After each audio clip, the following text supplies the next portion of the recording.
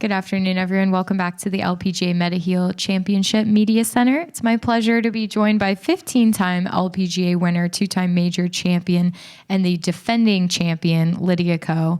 Lydia, I have to start. Take us back to the playoff here last year, the 3-wood that set you up for the win. You just received a plaque at the spot that you hit the 3-wood. Take us through the playoff and that shot. Yeah, I think there were points, some points in my fourth round that I felt like, maybe it wasn't my time to win this week. And I kind of fought my way, had finished pretty strong with a few birdies in the last few holes to make it into that playoff. And with the weather here being pretty cool than some other places we play in, the temperature was dropping, and I was even glad that I had a shot to go for the green, and that tree in front of the green is pretty high, so I knew that I needed to hit it absolutely perfect, and I was like, you know what, this is probably my only chance, so I'm going to go for it. And in a playoff, it's kind of a match play format where you're really playing against one other player, so it's hands down probably definitely the best 3-wood I've ever hit, and top 3, the best shot I've hit in my life, and I'm sure that will still be the case even at the end of my career. So yeah, I love coming back here. I think Daly City has always welcomed the LPGA, and you always love coming back to a place where the fans are excited to see you play. Did you ever think you'd be getting a plaque for a shot that you hit before? No, I thought, like I mentioned earlier, I thought I was, cool to get the locker, in the locker room. But now with the plaque, I feel like this is, one of my places where you go back to home, and that's hopefully no one's going to remove that.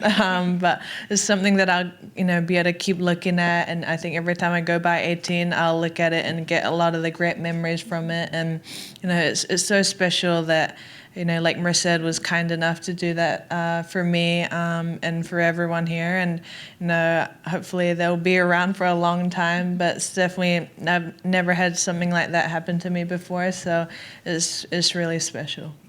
You touched a little bit on your history here at Lake Merced. You won the 2014 and 2015 LPGA event that was here. What is it about this place and this golf course for you?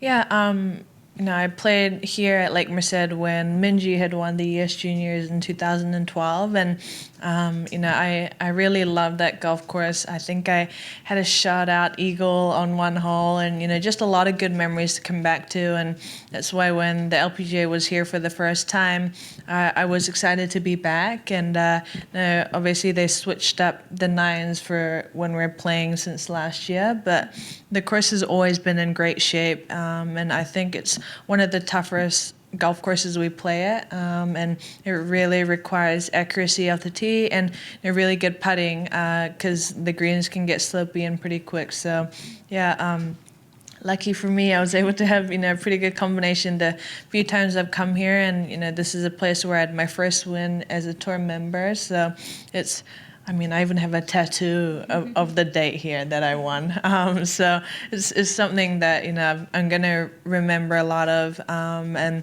I just come back here and I always get good vibes. And I love seeing familiar faces and seeing, the volunteers and the members that I've seen, in the years that I've come. And it's kind of, I feel like they're family. You obviously are very comfortable around here, like you mentioned, with the fans and the volunteers. How does that translate to the golf game, coming back to a place that maybe feels like home and where you've had so much success in the past? Yeah, I think, no matter what golf course you play at, you always draw back to the good memories, the putt you hold or that good chip you made. And when you go to a golf course you've played well at, that game is there, and if you can put it together, you can shoot a really low score. And around this golf course, low score might not necessarily mean 8, 9, 10 under, where you could sometimes see at other golf courses. So yeah, to me, I just love coming back to places where I've played well at, and it just gives me good vibes. And last year I didn't really come in with a great week from LA, so it wasn't like I was feeding off good momentum. I was able to get good momentum after the week, actually. So it just shows, a week, a day can make a huge difference, in a player's confidence. And I think this, this week last year really did that for me. And I think it was more than just a win. I think there was a lot of things that helped me, for the rest of the season. And this year you have 5 top 20 finishes. How would you assess your year so far? I played, pretty decent apart from the last couple ones. Like even last week, I felt like I played okay, but I haven't had 36 putts in a long time. I posted that on Instagram, and definitely haven't had 19 putts in 9 holes for a while. But the putter has been something that has helped me in some of the other events. So, it's just, hopefully it's just an off week and I'm saving it up for this week. But sometimes, it gets to you when you just don't see the ball going in and you get frustrated. But, it's a whole new week. So hopefully, good momentum going into Thursday. But yeah, I know that it could have been better, but I know that, I've seen improvement and some positives, and I think that's what you've got to feed off. And still, is it still April? Mm-hmm. Okay, it's still, only April, and, our season ends in November, so we've still got a long way to go. So, yeah, just got to stay patient and, just believe in myself. We'll open it up for questions for Lydia. We can start with Beth Ann in the middle. So if this shot here was in your top 3, what are the other 2 greatest shots of your career? One definite one is the hole-in-one that I had at the Olympics, I think second or third round. And, Janet Siu Lin, she made a hole-in-one on that same hole, and she was 2-3 groups in front of me. So apparently the volunteers have the earpiece, and they said it was going so loud in their ears the whole period, because obviously there's that vibe from after it, and then not long after I made a hole-in-one, and it was probably the trickiest pin position on that green. It was behind the bunker, tucked on the left, and I was just thinking, one place you don't want to go is plugged into the bunker. And then I hit it and I was like, yay, it went over the bunker. And then I was like, oh, where'd the ball go? And I was like, what just happened there? And I got 2 really not nice rejects of hole-in-ones at the KPMG that year. So I was like, oh, hole-in-one and I are just not on the same level right now. But it was probably the coolest place to do it. And I think some of our New Zealand hockey players, men hockey players, were there, so they kind of got a clip of me making that and picking up the ball. So, yeah, that's probably one. And my putt to win at the Evian Championship on the 72nd hole, I didn't think it would go in, and I was just like, okay, just cozy it up there and just tap out for your par. And I was like, oh man, that's a little hard for a cozy, and it went in. I was like, thank goodness the hole was there. So probably for now, those 3, and they're special in so many different ways, but yeah, it's probably those 3. And then are you still feeling momentum? Are you still drawing on this win from last year, even now? Yeah, I just love coming back here, and you go to some of the holes and go, I was playing number 11 today, and I was like, oh, Johnny, do you remember when I snap hooked it into that bunker, and then I had a really bad shot right, and then I hold the bunker shot and we made birdie. So it's that's the weird thing about golf. It's not all about that one tee shot. You can set yourself up again, and you could be leaving that hole with a birdie or an eagle or the most incredible par. So I think that's the really cool thing, that we kind of have that advantage of being able to make up and down and recover from that. So yeah, I think I'm kind of the type that I always go to a place and go, oh, I remember making that putt or that bunker shot, and I think that's not only like a confidence booster, but it helps me to say, just you never know until the very end when that last putt drops. So you just can never give up, because when you're out there, all you can do is try your best, but you're not just playing in a field by yourself. There's so many players that there's aspects that you can't control, but I think I feed off from those kind of shots in different ways and not only just the confidence. Yeah. Questions from Ron? Lydia, you talked about accuracy off the tee. Is this course that much different than other courses you play? I mean, you've won so often here. It obviously fits you in a dramatic way. Is it mostly that? Is that the... Well, the good thing is I wasn't coming off with the best driving accuracy coming into this week last year. And I was like, oh man, like I have to keep it on the fairways this week. And somehow I kept it on the fairways. And I think the big key for me last year was I don't think I've had that many chip-ins before. I chipped in behind the 18th green. I chipped in from the 11th bunker, and I was like, what is going on? And, when things are going your way, I think you somehow get these, good, lucky bounces, hit a tree and somehow it goes in the fairway, or you have a shot. And I think... every course is different, but this is probably one of maybe the tighter ones we play. And, because of the colder weather, the rough can get pretty juicy here. And I think that also plays to it, where even if a fairway is super tight, but the rough is forgiving, then it's not as tough. But here it tends to be pretty juicy. So I think that's what makes it tougher, which was kind of like I set up at the A&A Inspiration this year, and I think that's why it just makes the course play a little bit more differently. You want more tough courses? Yeah, if I play like this, yeah, I'd love that. But I think the amount of talent on the LPGA is getting better and better. Just week in, week out. And obviously, the top players are still up there, but you just never know who's going to win. And that is one of the ways I think to make it tougher. And I think A&A Inspiration was a clear example of that. But no matter how tough it gets, I think, because of the talent, the birdies are still there, and, people are still shooting low scores. And I think it also proves that, women and, female golfers can play in these kind of tough conditions, where I think in some cases people go, oh, okay, they can't hit out of here. But I think the players have definitely proven that it is possible for the women, and, just the talent of it. We'll go to Barry in the center. Yeah, a happy birthday, by the way. Will we share? I wish my birthday was here. The golf course aside, you clearly have a special relationship with this club. You alluded to it before. They adore you. You are their favorite son. Talk about that.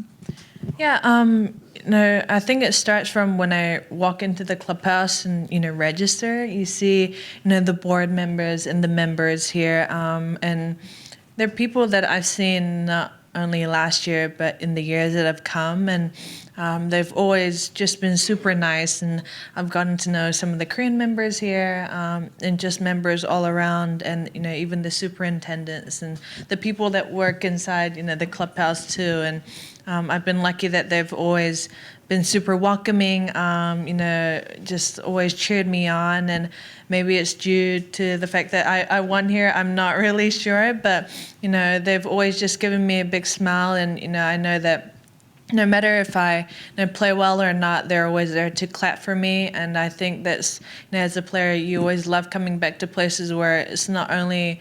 You're not really worrying about the golf. You just love being here at this venue, and, just seeing these familiar faces. And I think that's the cool thing about it, is just, obviously I love the golf course, and I've been lucky enough to have won here, but it just gives me good vibes, and I just love San Fran and Daly City. And I think a big thing of the support that they've given to the LPGA is the former mayor of Daly City, who pass away, but he was a huge supporter, of us, coming here, and he would play the pro-ams, and he'd always come out and, give us handshakes and, say, good luck. And I think that's a really cool thing. It just shows what a nice community it is here. And I think, we love coming back to places where we feel welcome and, we don't feel like strangers just coming in for a week.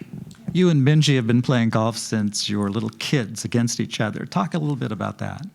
Yeah, I met Minjee when I played this junior event in Perth a long time ago, probably half my age. And I was like, man, she's such a good golfer. And, growing up in New Zealand, I didn't have that many friends that were golfers that was around my age. So she was one of the, I think, first players that that was my age, say a girl similar to my age and was a good golfer. And I just enjoyed it. And she obviously has a great personality. She's fun. And I've loved that, I got to play US Juniors with her, Australian amateur, New Zealand amateur, and now on tour. So, yeah, I think we've gotten a great friendship, over these years. And, she's definitely proving herself what a strong competitor she is. And, I think she's probably the hottest player. She's had a bunch of, I think, second places and then one last week. So, yeah, all around she's got, I think, a complete game, and I think she's one of the best short game players, and she's got length off the tee, but also accurate. So I think that's probably keys to success right there. But no, it's great to see her playing well, and I think she's a great role model and representation of not only Australia but everyone down under. Yeah. Any kind of a rivalry there in particular? No. Obviously, when we're playing, you want to play the best you can, and, you're being competitive. But I think, when she makes a birdie or I make a birdie, we're all supportive of that. And I think that's a great thing about not only our friendship, but our tour and, the LPGA is where when you see somebody win an event, that there are other players there to, pour champagne or water or give you big hugs. And I think that's a great thing about the LPGA is just how much love and support players have with each other. Of your 3 wins here, how many different caddies? 3 wins, probably all 3 different. Yeah. Oh, okay. Yeah. Hey, Domingo, Jason, and Johnny. Yeah. Okay, just time for a couple more. Ron? Lydia, since your win last year, as Brianne mentioned, you've had a ton of top 20s, top 10s. Are you satisfied with putting yourself in contention or disappointed you haven't won since then? And how much can this week sort of get you over that hump? I mean, you've obviously been playing well, but what will being back here mean, do you think, going forward? I think I think in Asia, I actually played really solid, like from Evian onwards. Obviously, a top 10 after this week last year, but Asia onwards, I really put myself in contention quite a lot, and I felt super confident. And sometimes it was really that one putt not lipping out, or that momentum changer. And I think golf is such a momentum game where, when you see a putt go in, you just kind of draw from that and go the next putt and you go, man, I can hold this. Or if you hit a good tee shot, you go, okay, I can hit that same good drive that I did on the last. So obviously I wish, I had another win in the bag between then and now. But, it's tough to win. It's, the girls are playing great, and sometimes, you feel like you played really good, but somebody plays better, and all you can do is try your best and be positive and confident, and it's really out of your hands from there. But I think the more times I put myself in contention, the confidence builds up, and I know that if I keep trying, but not over try, I think there's a limit right there. Then it just will naturally come, and with this, you can't force it. You just have to keep grinding it out and just have fun. And I think sometimes you lose fun because you're so worried about the results. But I think I've gotten to know that, hey, sometimes you're going to have a bad day, but you just got to smile or cry over it, and then move on. If you keep dwelling yourself on it, I think gets tougher, and that's where you lose the confidence. So, just trying to keep my head up high, and I know that a lot of things are going good, and try and polish those things and go from there. We'll finish with a question from Beth Ann. So, are you the type of person that reads plaques at the course if you were to pass one on the ground or, somewhere up by the clubhouse? Yeah, normally I go, ooh, what's that? I think there's Tiger Woods on the wall over there as you go down the stairs, yeah, it's, especially, it's kind of cool when you see your name on it. But I always like to read, all the past champions. When we're walking just before the bridge at A&A, I think it's just so cool to see everyone that has kind of walked along this path and everyone that's played here. And sometimes you see like cool facts, like, see a plaque on a tree and you go, what would that plaque be? And it's like, oh, that tree was taken down by a bear. I saw that in Canada one year, and I'm like, okay, don't hit it to that tree just in case that bear comes. You get to learn things like that, and I think it's just cool that those things are there for not only our generations, but the future generations. They see it, and I think it's something that you can learn from, and it's like fun fact 101 kind of thing. Yeah. So now you're a fun fact. Yeah, I'm gonna be a fun fact, and like when I'm 90, someone's gonna be like, "Oh, I know her." So yeah, it's just something that you can always draw good memories on. Yeah. All right. Thanks so much for your time, Lydia. Thank you.